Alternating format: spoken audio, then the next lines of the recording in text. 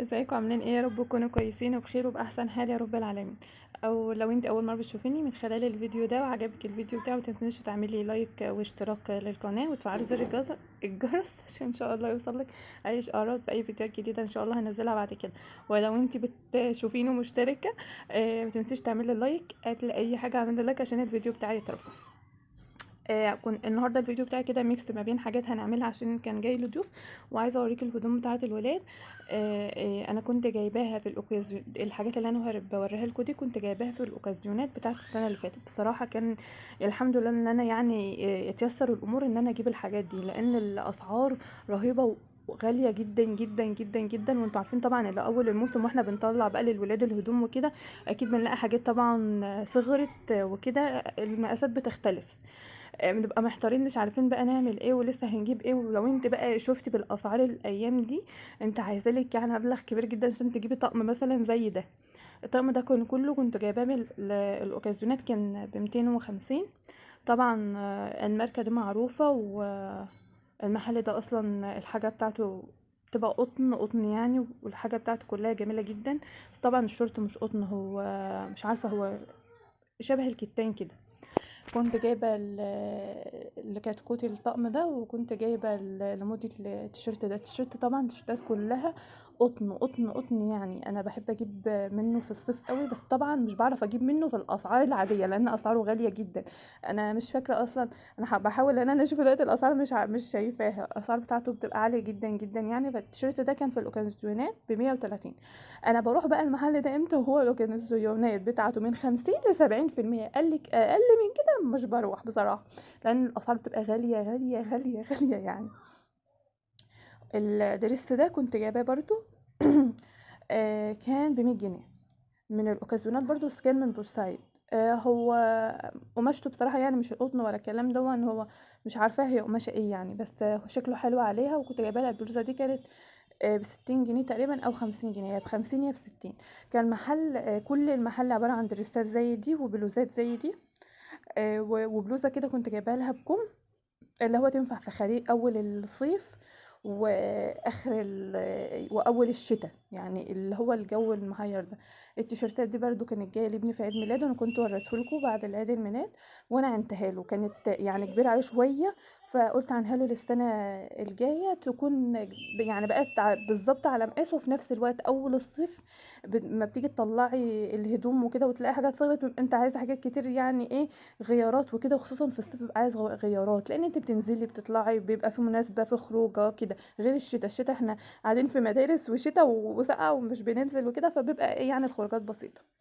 انا طبعا فرحانه جدا يعني، الحمد لله اللي انا ربنا ييسر لي الامور السنه اللي فاتت وعرفت ان انا اجيب لهم الطقمين دول انا ما كنتش هعرف اجيب اي حاجه اصلا. الاسعار رهيبه رهيبه رهيبه رهيبه، في متناول تجار الاثار والمخدرات بس الحاجات دي بقى انا بحاول يا بنات ايه ان انا اعودهم. بس بصراحه ساعات يعني ساعات بعرف او الامور بتتيسر. وهو كل اللي احنا بنعمله في حياتنا كلها تيسير من عند ربنا، سواء بقى عرفتي تعمليها يبقى خلاص الحمد لله ربنا اذن لك بها ويسر لك بها الامور، ولو ما عرفتيش تعمليها يعني ايه بتحاولي فيها لحد ما ربنا يأذن لك يعني باذن الله. فانا جيت قلت لهم يا كتاكيت العيديه بتاعتكم هنحوش منها حبه، ونجيب لعب بحبه، ونروح نتفسح بحبه. فطبعا يعني انا جبت لهم لعبتين كده يعني اي حاجه كده حيه هم اللي اختاروهم، بس بصراحه انا تمنهم طلع بسيط يعني مش كبير زي اللي انا بسمعه كده. وخرجتهم مره وقلت لهم نعين بقى الباقي، بحيث ان انا ايه اعرف اكمل عليهم واقول لهم شوف احنا جبنا ايه بالفلوس اللي احنا عناها كده. احاول ان انا اعودهم يا لعل وعسى تنفع معاهم. صراحه يعني الولاد كل ما بتكبر الموضوع يعني بيبقى صعب، عشان يعني ما نكذبش على بعض. فجبت الكتكوت البرموتين دول، عملت لها برموده للعيد ولبست لها برموده، قماشتهم حلوة، اللي انت تحسيها قطن على لكرة على مش عارف يعني، هي ما تحرش، هي لبستها وما اشتكتش منها يعني. انا ببقى عارفة يعني ايه الحاجات اللي هم يستحملوها والحاجات لا، خصوصا ان هم يعني جسمهم حساس قوي وبيتحسسوا من اي حاجة. فهي شكلها حلو وخامتها حلوة وسعرها برضو، كنت الواحدة كانت ب150. قعدنا بقى من هنا لهنا وانزل فيها 20 جنيه عشان كنت جايبه لها الاتنين مع بعض.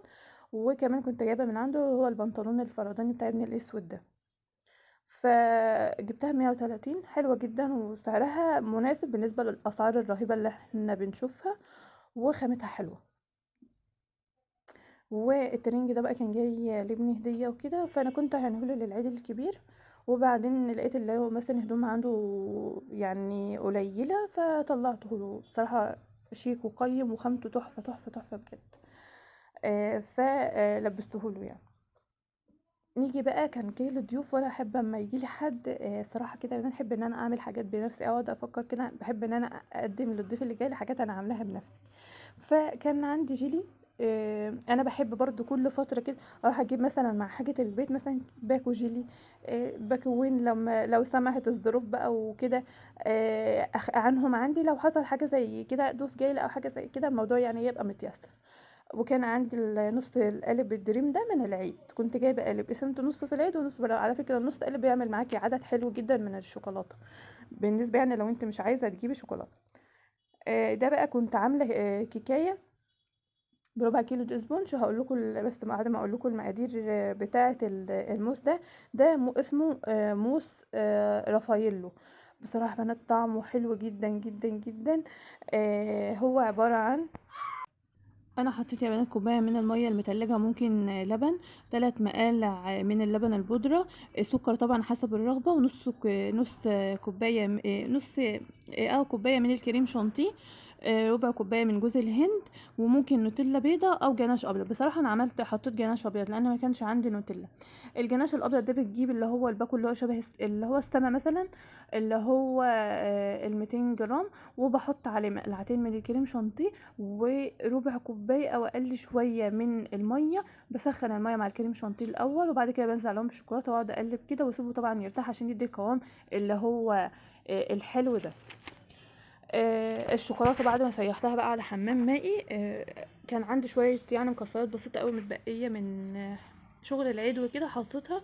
انا بحمصها الاول يا بنات، لما بحس ان هي مثلا رطبت شويه بحطها شويه في الشوايه، وبعد كده بعد ما بحطها في الشوايه بسيبها تبرد واقوم حطها في كيس وقافله عليها عشان تبقى مديها الطعم اللي هو الحمص بتاعها ده.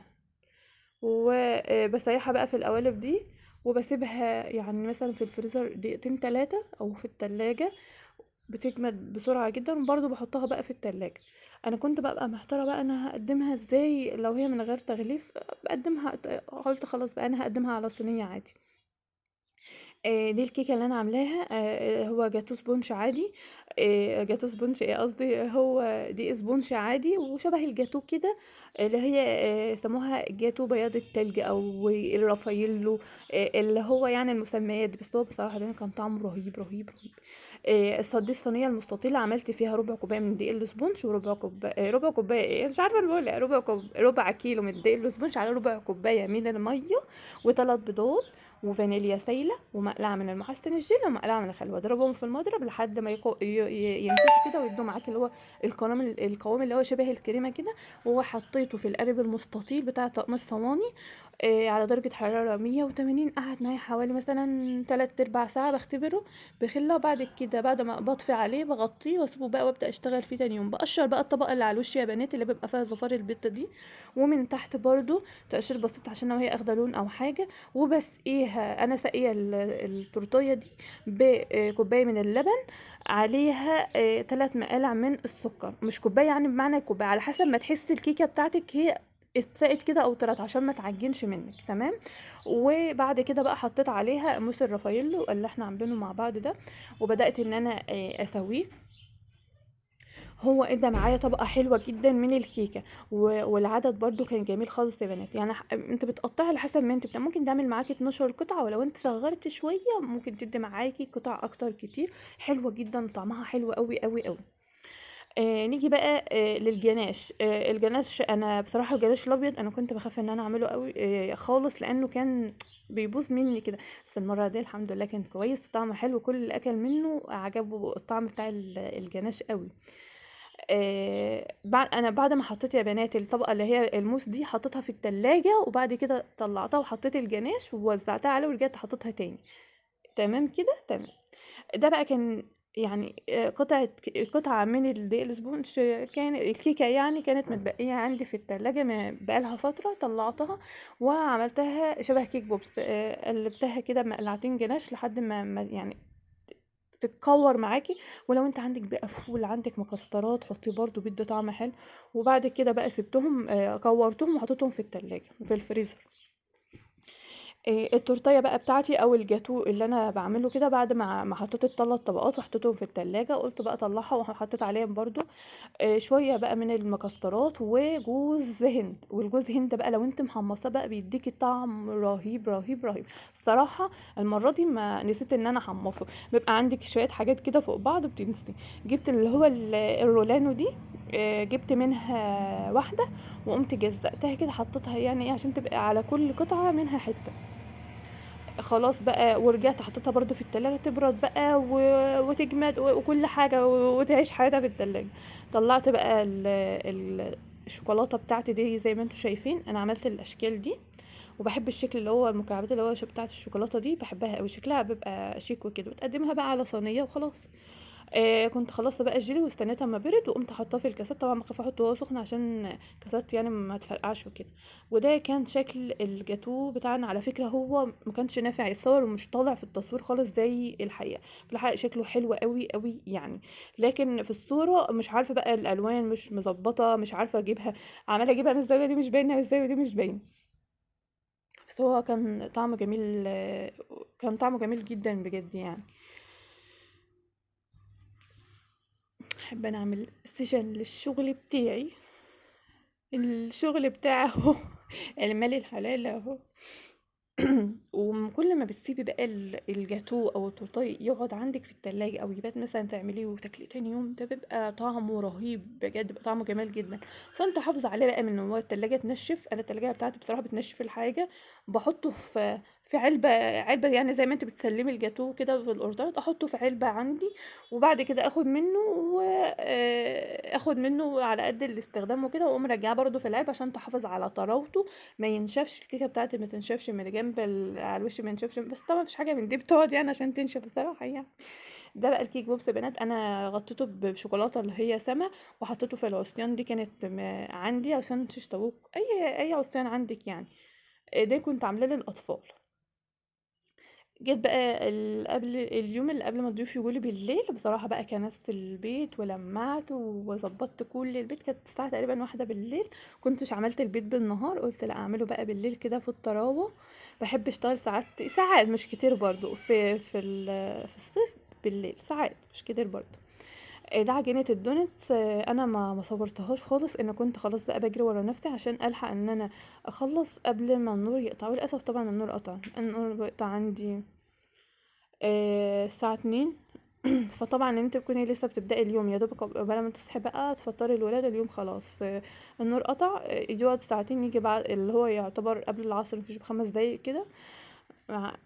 زهقتي بقى لسه عايزة هعمل كده. اللي هو بيتضيع علينا اليوم. ف عجينة الدونتس لو انتوا حابينها اكتبوا لي في الكومنتات وانا هكتب لكم المقادير في الكومنتات او في صندوق الوصف. شوفوا انتوا حابين ايه يعني، لو حد عايز يعرف المقادير بتاعته كده. وده برضو عجينة ال10 دقايق. اسهل واسرع عجينة ممكن تعمليها، نتيجتها مضمونة. الحمد لله الحمد لله يعني 1000000%. اهم حاجة برضو تختاري دقيق يكون كويس. انا بشتغل بدقيق الحارة، ودقيق ساعات اسمه تقريبا مش عارفه او تقريبا اسمه ست البيت. ده جميل اوي، استخراج 72. رهيب رهيب بجد، جميل جميل جميل وسعره كويس. انا مش متذكره هو كام بالظبط دلوقتي، بس هو سعره كويس مش غالي. عملت بقى المخبوزات دي اللي هو الكرواسون او الباتيه. تعملي اي حشو انت عايزه، جبنه رومي، جبنه قديمه، ميكس جبن. لو انت عايزه تحشيها لحمه، اصلا بصراحه ما بحبش اي حاجه محشيه لحوم. مبحبش غير الجبن في اي حاجه. حتى الجلاش بحب او بميل جدا للجلاش اللي هو معمول بالجبن عن اللي معمول باللحمه. مين زيه ومين بيحب كده؟ ما بميلش انا للحوم خالص. ف عملت شوية الكرواسون ده. ده يعتبر نص كيلو، وعمل معايا كمية حلوة جدا جدا جدا. طبعا عجينة ال10 ده مبقاش فيها بيض عشان الناس اللي ما بتحبش البيض، مبقاش فيها بيض ولا اي حاجة. لو انتوا برضو حابين اقول لكم الطريقة، بس انا عملتها معاكم كتير فقلت لا انت كده زهقت وحفظت. والدونتس برضو انا عملتها معاكم كتير كتير. فمش عارفه لو انتوا حابين، بس عرفونا. ما حبيتش برضو اطول عليكم عشان الفيديو ما يطولش وما تزهقوش. انا بس كنت حابه اوريكم بقى التحضيرات. حطيت عليها شويه بقى كريسبي وزينتها انتوا عارفين اللي هي الماكس تيلا من عند عم احمد اللي تحت. ماكستيلا. سيحتها على حمام ميه وحطيت حمام بخار، مش يعني بحطها في الميه، لا بحط مثلا طبق فيه ميه بتغلي واقوم حاطه فوقيه طبق تاني، احط فيه الماكستيلا دي واحط عليها نقطه زيت وافضل اقلب كده. فالصهد بقى بتاع البخار بيطلع عليا يسيحها كده مع مقلعتين الزيت وكده، واقوم مزينه بيهم. وحطيت شويه كريسبي، اي حاجه انت متاح عندك عايزه تزيني بيها زيني بيها. لو عندك شوكولاته خام سيحيها برضو وزيني بيها، المتاح عندك اعملي. وخبزت المخبوزات بتاعتي على درجه حراره، اعلى درجه حراره من تحت ومن فوق بتطلع، بقوم مغطياها شويه صغننين عشان ما تنشفش. وعملت لها سيشن بقى، كان النور طبعا قطع في كل اللي انا كنت بصوره بعد كده يعني. فرحت عملت السيشن بتاعي في البلكونه. قلت بقى الناس بتقعد تقول تصوير الشمس تصوير الشمس، فقلت لا اجرب بقى تصوير الشمس، بس عجبني. بدي اضاءه حلوه وشكل حلو جدا، الشكل حلو جدا جدا جدا. وكانت المخبوزات هشه هشه وتحفه وقطنيه وجميله قوي قوي قوي قوي. لو انتوا عايزين الطريقه عرفوني وانا هكتبها لكم ان شاء الله.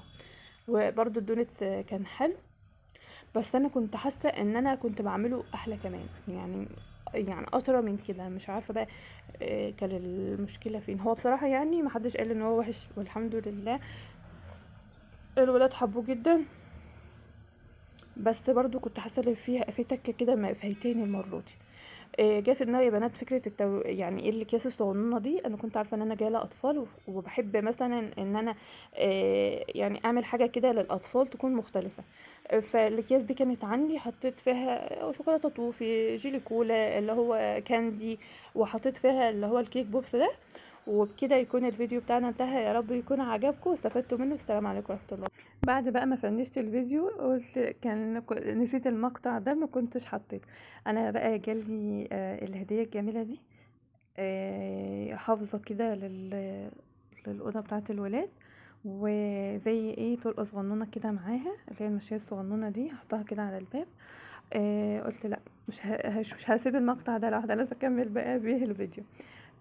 لونها جميل قوي يا بنات وتستحمل، وبجد رهيبه رهيبه، عجبتني جدا. جالي كمان برضو العلبتين دول، احط بيهم فيهم بقى، حطيت يعني خلاص فيهم السكر والملح. وبكده يكون الفيديو بتاعنا انتهى، يا رب يكون عجبكم. مع السلامه.